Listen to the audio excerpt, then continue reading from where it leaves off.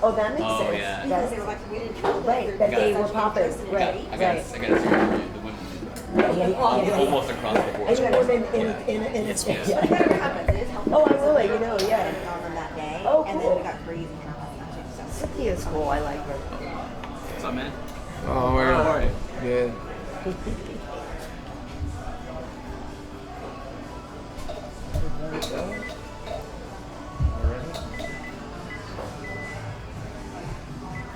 Everybody ready? There's some sparkling. Sparkling? Yeah. Thank you. What'd you think of that conference call yesterday with Colby? That was fun, huh? Yeah. That guy always like talk a bunch of smack and I had to talk back a little bit. You know?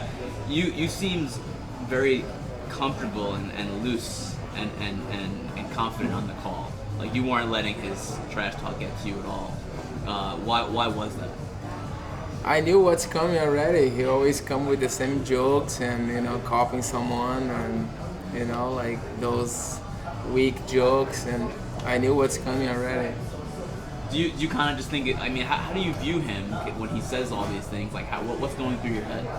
I think like he's embarrassing himself. It's embarrassing, you know, sometimes to watch. He's, you know, I'm not really into social media, but I even don't have Instagram on my phone, you know. Well, you're on Instagram right now, Rafael. Live. My wife handles everything, and I don't even, you know, look at. But you know, sometimes you see something. He's posts like some friend show me or something. It's just embarrassing, man. Yeah. I feel bad for him. Do you think it's scripted? What I mean, like. Do you think somebody write like that? He's reading it off of, you know, a script that he's come up with stuff in his notes? Yeah. I feel like it's, you know, like it's so fake, you know, and it's all combined, and people like, you know, they acting, and it's embarrassing. Do you feel though? I mean, you know, he said a lot of things about Brazilians and Brazil. Do you feel you sort of have to win not only for yourself but for your country and for your fellow countrymen? Yeah, I feel like a lot of Brazilian, everything that I post, everything when I meet Brazilians, they always say the same thing. You gotta kill this guy, you gotta kill this guy. But you know, I've been on this position, you know, before. I have a lot of ups and downs on the cage, on my life, on my career, and it's my 38th fight, and you know, it's a lot of fights, and I know that what I have to do to win, and I don't take this as a pressure, you know. I have to win anyway. It's for my, you know, for me. I need that, you know. Nobody wanted more than I want, and that's why I will win. But you know. It's just like it's part of it. He trying to do this to promote himself, and I think it's in the wrong way. But you know, everything will be solved Saturday. So there's no extra emotion going into this one? Not really. I'm a cold-blooded fighter. You know, once I step on the octagon, there is no trash talk. It's just two guys and fighting, you know, clean with rules, and you know, I don't have of course, give me a little extra motivation, but it's not something that I'm gonna care inside the cage, you know. And I have a lot of motivation, you know, with my kids, with my family. I have to provide for them, you know. I'm a very competitive guy too. I know I want to win, but you know, it'll be a good fight. Are you surprised that he's your opponent for an interim title, or is that who you would like to have faced? Yeah, I feel like he was. I think he beat, you know, I beat the former champion and he beat the former title contender, right? And I think that was the fight to make. I was expecting fighting Tyron, but somehow he wanna fight only in December. I can't wait that long, and that Colby was the guy. Well, Tyron now actually, you know, says he could be ready as early as July or August now. Is that a little frustrating to you? Not really. I will fight for the title next week, and then I fight again for the title in August. You know, for me, it's good. But he could say that before, so we would be fighting August or July. Yeah. What did you think of Colby's fight with Demian? Yeah, like I think like you know, he was just. I think Demian is a great fighter, but he don't bring what I bring to the fight. He's not as dangerous as I am standing. You know, my kicks, my knees, my hands, and he's a great jiu-jitsu fighter. He's got great takedowns, but I feel on that fight with Colby, I never see Demian looking so bad in his whole career. I think that was the fight that he looked something was going wrong with him, and I felt like he wasn't looking shape, and he gassed, and Colby gassed too, you know, and I don't think that guy can last 5 rounds with me. You get a chance to see the Darren Till's video of him cutting weight yesterday. Did you watch that at all? I did. You did. What did you think of that? As someone who you had a very hard weight cut to 155, what did you think of that video? I think that guy has, you know, he's a great fighter. He's a young kid. I think he's 24, 25. 26, yeah. 26. I don't see he fighting very long on this welterweight division. Every time you make weight, it gets harder and harder and harder. It's you know, I've been there before. I feel like every time I make weight, or every time I make 155, was getting harder and harder all the time, every time. And same thing gonna happen to him, and he gonna go 185 eventually. He not even make weight after all that, and we could not even watch the whole video, right? And he was 3.5 pounds over off the extra pound. If he would fight for the title, it would be 4.5 pounds. And he's a great fighter, young guy, but I think he's gonna go at 185 eventually. When you see a video like that, does that shock you, or is that just something that fighters have to go through sometimes? I mean, that happens relatively often, right? Yeah, like I saw like he was like for 15 minutes on the treadmill, then 5 minutes on the meat, like five minutes around on the meats, right. And then he went back to the sauna. Right. I usually make weight with like 5 to 6 rounds on the meats, you know. I usually do, like he did a lot and he was still over, and that was kind of shocking.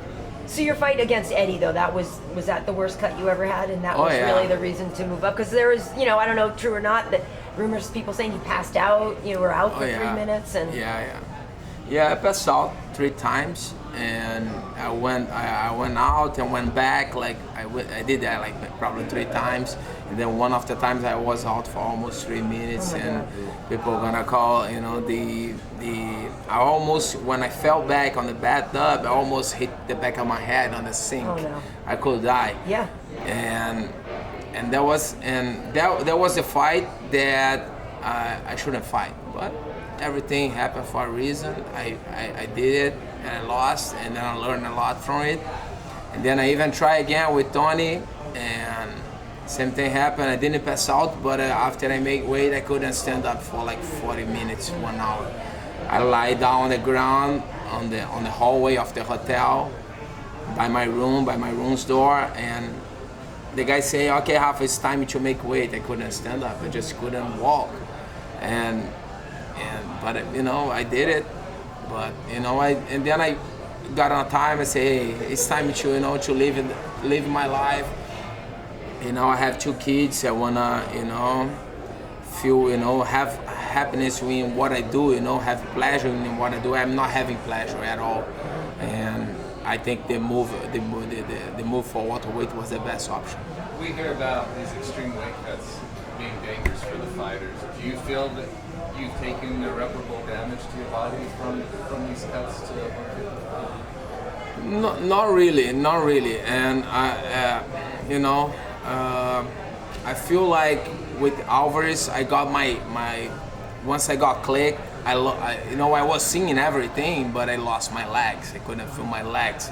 My legs were wobbling, and I couldn't, you know, stand up. But I was seeing everything. I remember when the guy jumped in and asked me what date it is, what year, and then I knew what happened. You know, I knew everything, and I was, you know, seeing everything. But but I don't have anything with that today, you know, like No lasting damage. no lasting damage. But you feel like it definitely affected the fight. Yeah, sure. It could. I could have something, but thank you God I don't have anything. But like, and then one day I was thinking in my house, man, doesn't make any sense. I'm passing through this, getting dehydrated, almost dying, to next day getting punched on the head.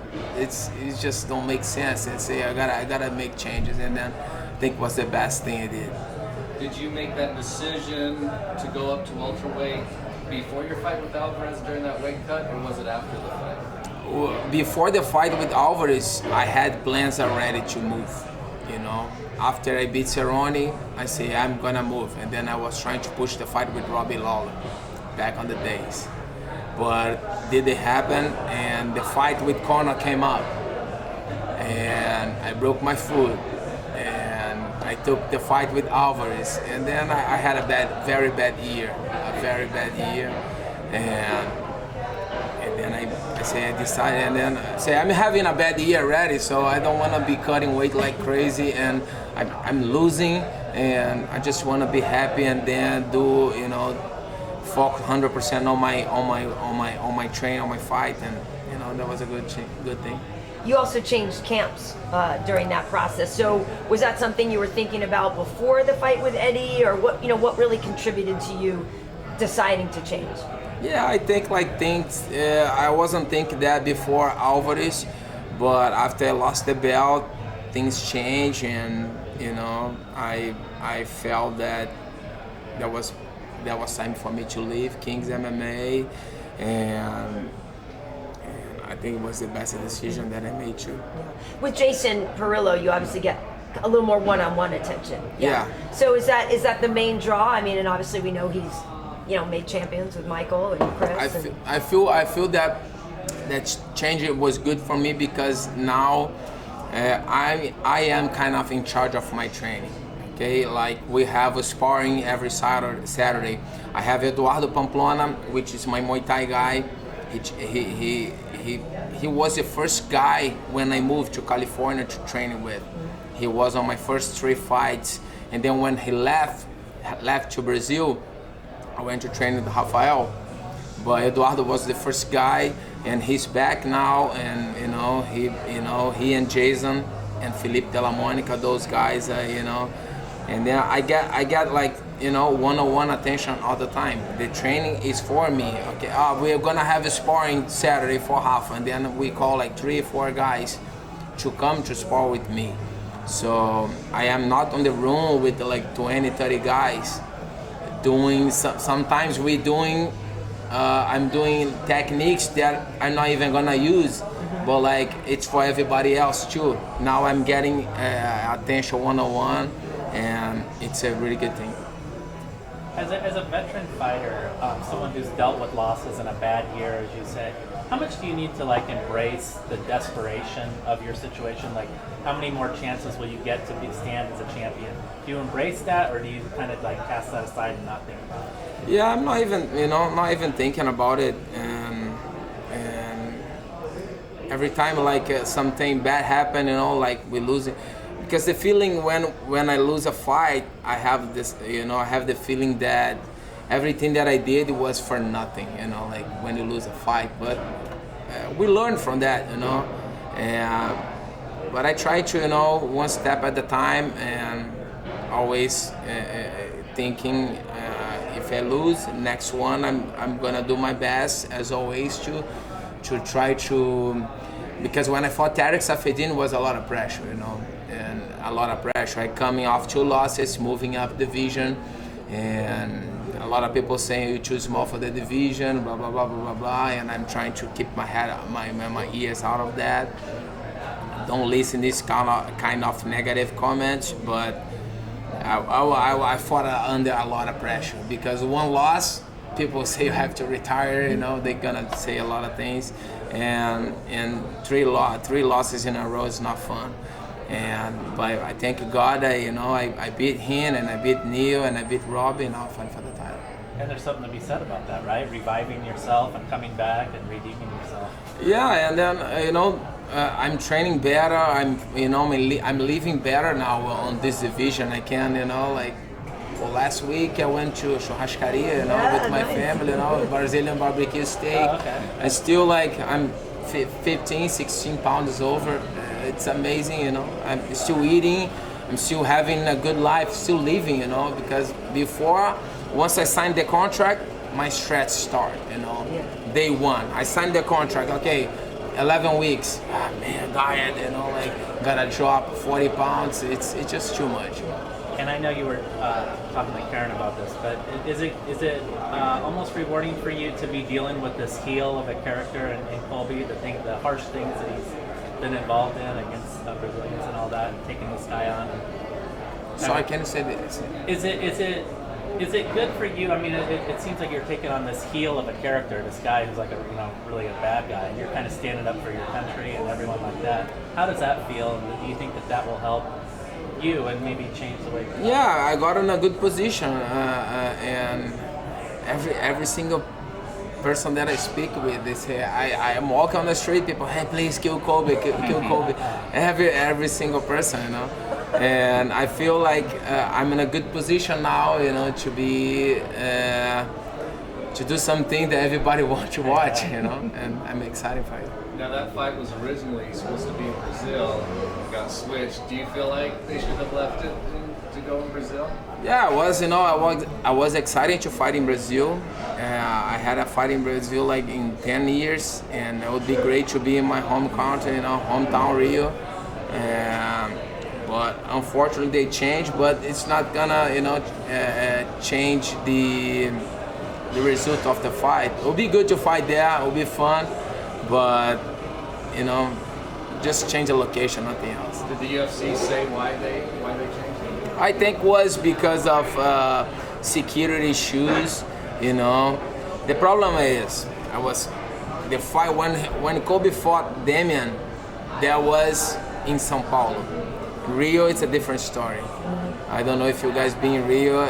Rio is rough, People are more wild, It's not São Paulo.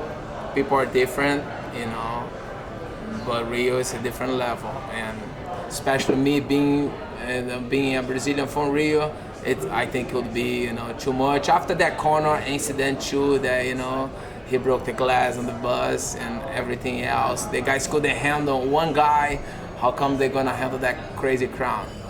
So you think there's some justification? Oh yeah. But you were excited you kind of wanted to beat him in your heart. Oh yeah, it'll be fun, but it'll be fun to beat him too, with all the Americans on my side. It'll be great. When you look at Conor now, obviously that fight got away from you. What do you think when you see, him? Do you think he'll return? What do you think of the lifestyle? Do you think of him as a champion? What do you think? Yeah, he got his belts, but he haven't defended it yet. He beat Aldo, he moved up, he beat Alvarez, and I think he got an easy path. He went straight for the title. He didn't fight the contenders to make it to the title. And but he's it's a guy that everybody wants to watch because of what he talks, and he got a fight with Mayweather. That's huge. And the fight, if that fight would happen 2 years ago, I'm sure he'll not be where he is right now. I'm sure about it. But I think that fight could be helping down the road. Once I get my second belt, I think he should try his third belt, maybe. Yeah, I'll be there. And you want to be campeão, right? Champ. Does it feel good? Yeah. How much would that mean to you? Yeah, it means a lot for my, legacy, and be among the very few guys to have 2 belts. And it's just, a blessing, and I feel, in a great moment of my life, spiritually and mentally, and it's just time to go. How do you think, if you win this fight against Colby, how do you think you match up with Woodley? Man, fight is a fight. Could go, anything could happen. Tyron has a heavy hands, and but I'll bring it. I'll put on him, You know, I'll make him fight. As always, in my style, I walk forward, I throw punch, kicks, and I'm not afraid of his take. I think like when he fought Steve Thompson, he was worried about the strikes. When he fought Demian, he was worried about the takedowns. And with me, he gotta worry about everything because I'm gonna, you know, throw everything on him. You know, if he give me a chance, I'll take him down and I'll strike him, I'll kick him, I'll punch him. I think I have more. I can be a threat. I can be, you know, confuse his game. I was going to one. Cool. Just one question for you. Você tem uma mensagem para os brasileiros antes da luta contra Colby que tive dito coisas muito mal sobre vocês? Fala em português? Sim, para você? Yes, em português. Eu tenho uma mensagem, eu vou. Pode ficar tranquilo aí que eu vou dar conta do recado. A responsabilidade está na minha mão e vou calar a boca desse falastrão aí e dar um prejuízo nele. Obrigada. Thank you guys. Yeah, put that on trophy. Thank you. Put that on. Nice. Yes. Boa sorte. Obrigado.